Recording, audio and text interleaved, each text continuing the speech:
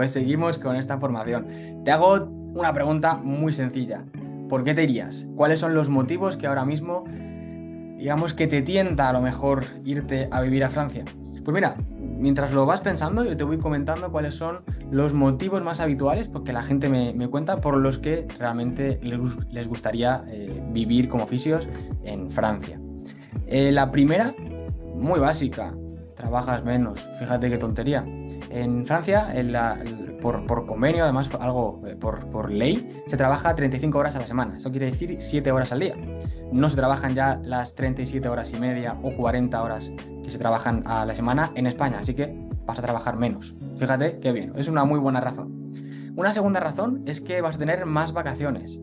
Normalmente, en cualquier puesto como asalariado en Francia, vas a tener entre 6 y 9 semanas de vacaciones. Aquí estamos juntando lo que se llaman los CP, los congés payés, que son pues las vacaciones pagadas que te da la empresa, con las horas de recuperación, ¿vale? Y aquí, fíjate, si estábamos trabajando 7 horas al día, vamos a tener, las RTT no van a, las horas de recuperación no van a ser muchas.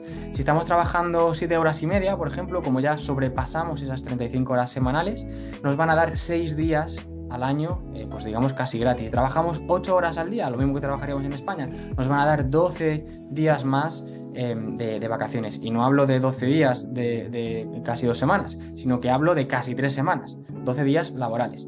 Por lo tanto, aquí nos vamos a empezar a juntar entre 6 y 9 semanas de vacaciones. Esto da para hacer muchos viajes, créeme. Un tercer punto muy interesante es el punto, este puntito de aventura, de conocer cosas, de esa experiencia en el extranjero. Cuando vives fuera de España, te das cuenta de un montón de cosas, de muchísimas cosas a nivel personal, a nivel profesional, a nivel cultural, a nivel social. Te conoces a ti mismo como no te conocerías si no hubieses salido nunca. Por lo tanto, viajar y vivir en otro país es algo que te llena enormemente. Si no lo has hecho todavía, te lo recomiendo, y si ya lo has hecho, sabes de lo que estoy hablando. Un cuarto punto es el de que hay menos competitividad. Aquí es muy importante entender por qué hay menos competitividad. Digamos que el acceso que tienen los estudiantes a ser fisioterapeutas es bastante complejo. El primer año se comparte con medicina. Todas las profesiones médicas hacen un primer año de medicina. Por lo tanto, en ese primer año se cargan a muchísima gente. Hay mucha gente que empieza ese primer año, no lo consigue aprobar y entonces después se dedica a otra cosa o lo reintenta y ya ha perdido un año. Entonces, bueno, digamos que el acceso es un poquito más complejo. Además, hay menos posibilidades. ¿Por qué? Porque no hay ninguna universidad que dé estudios de fisioterapia en Francia. Son escuelas privadas. Por lo tanto, ya hay otra barrera económica que hace que haya menos gente que pueda acceder a estos estudios. Y además, fíjate por qué hay menos competitividad. Porque como hay poca gente que sale cada año de las escuelas de fisioterapia, pero hay un sistema sanitario que es súper ventajoso para el fisio, tenemos muchas oportunidades de trabajo. Como tenemos muchas oportunidades de trabajo, el fisio mediocre va a tener un buen puesto. No pasa como en España, que el fisio mediocre va a tener un puesto mediocre. Y para tener un puesto muy bueno, tienes que ser muy bueno. En Francia no ocurre esto, porque como tenemos tantas posibilidades, podemos optar a muchos puestos que van a ser generalmente muy buenos. Cuando la oferta y la demanda van tan desligadas, vamos a poder exigir un montón, tanto a nivel de salario como a nivel de condiciones, ¿vale? Un quinto punto es el de mayor reconocimiento y participación. La profesión de la fisioterapia en Francia está muy bien vista. No vamos a decir que está al punto, digamos, no tiene el acceso directo que puede tener en otros países como en Suecia, en Dinamarca, en Países Bajos, pero casi, porque estamos justo por debajo en la escala o en la jerarquía sanitaria, estamos justo por debajo del médico. Pero es que el médico nos confía muchísimo y eso también es una cuestión de personalidad. Si desconfías de ti mismo, no pidas a nadie que confíe en ti. Pero si eres un fisio que tiene las cosas claras, y normalmente la gente que se va tiene las cosas bastante claras, vas a poder hacerte con esa responsabilidad. Digamos, el médico va a darte esa responsabilidad y es algo que es realmente brutal. Además, la gente reconoce un montón la profesión del fisio, porque como hay poco acceso, digamos, hay listas de espera normalmente, cuando la gente va a fisio está muy motivada y entonces te hace mucho caso y te da, digamos, te reconoce un montón todo lo que estás haciendo por él. Así que por eso vas a ser un fisio mucho más reconocido, mucho más valorado que en España. Un sexto punto, fíjate qué tontería, vas a trabajar todo el tiempo en francés. En ciudades grandes hay población de muchos países diferentes y de hecho te vas a encontrar con pacientes españoles, muchas veces, españoles me refiero a hispanohablantes, y entonces eso te va a permitir pues, relajarte un poquito y poder hablar en tu propio idioma. Pero tenemos casi todos los pacientes que nos van a hablar en francés. Pacientes, compañeros, etcétera, familias, todos nos van a hablar en francés y te vas a tirar 8 horas al día hablando en francés, todo el tiempo. Por lo tanto, vas a aprender un idioma, pero no lo vas a aprender como en el cole, lo vas a aprender de la vida y esto es algo brutal porque realmente tu cerebro cambia y empiezas a utilizar el idioma sin darte ni cuenta. Y para esto no hace falta que estés viviendo en Francia años. Tienes que estar simplemente varios meses. Al estar varios meses, sobre todo en las primeras semanas, tu cerebro va a estallar y en los primeros meses vas a empezar a encontrarte a gusto, vas a empezar a entrar en conversaciones, incluso poder discutir y vas a, digamos, a ganar esa discusión, que es fácil que al principio no lo hagas, simplemente porque vas a conseguir explicarte de una manera mucho más funcional. Y esto lo vas a conseguir en cuestión de meses. Créeme, es algo brutal. Y como no, lo estaba faltando.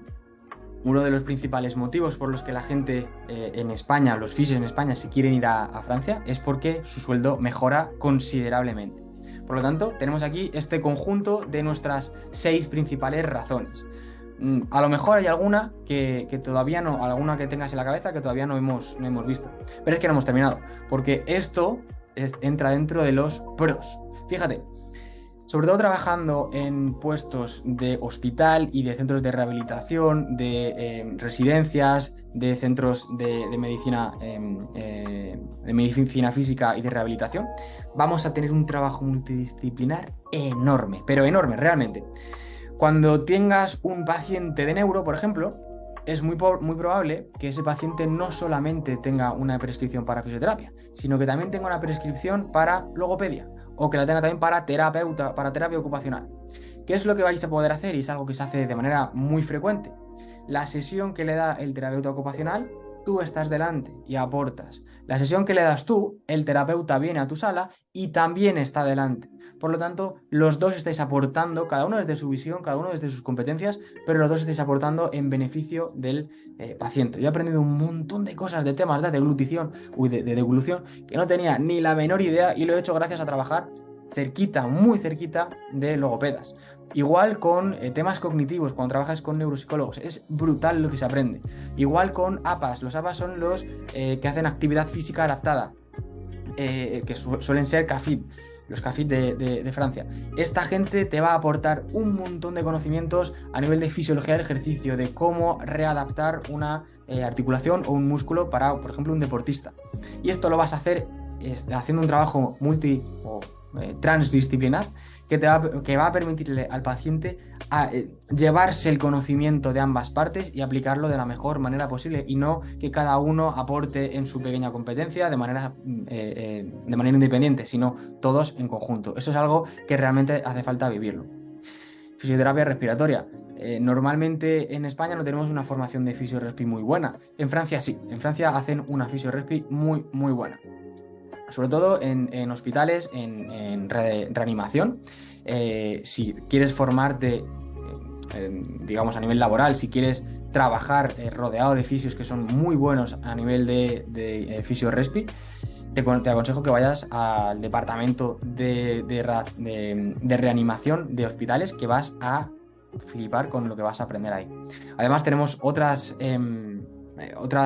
disciplinas como Mesier o como osteopatía, que están muy desarrolladas en Francia, mucho más que en España, y que además socialmente están más reconocidas. Por lo tanto, si quieres especializarte en este tipo de abordajes, realmente en Francia vas a aprender un montón y además los pacientes te lo van a valorar mucho más que en España.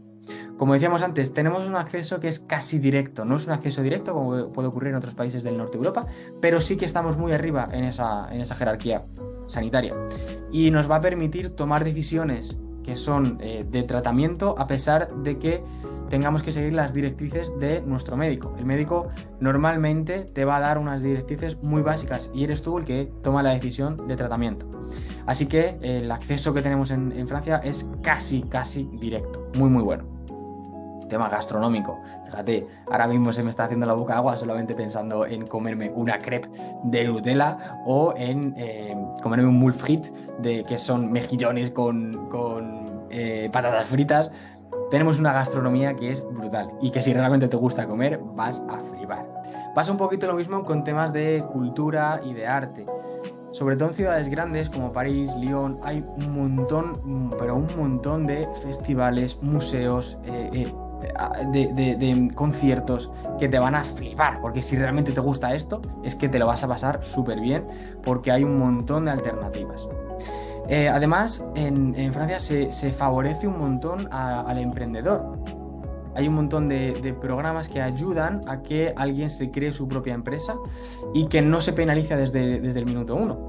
En España es un poquito más complicado porque el autónomo tiene que costearse sus propios, tiene que pagarse sus propios impuestos desde el momento uno, facture o no, y eso frena un montón al emprendimiento. En Francia tú puedes abrirte tu propia empresa sin pagar ni un duro y solamente cuando empiezas a ingresar, de ahí pagas la parte variable.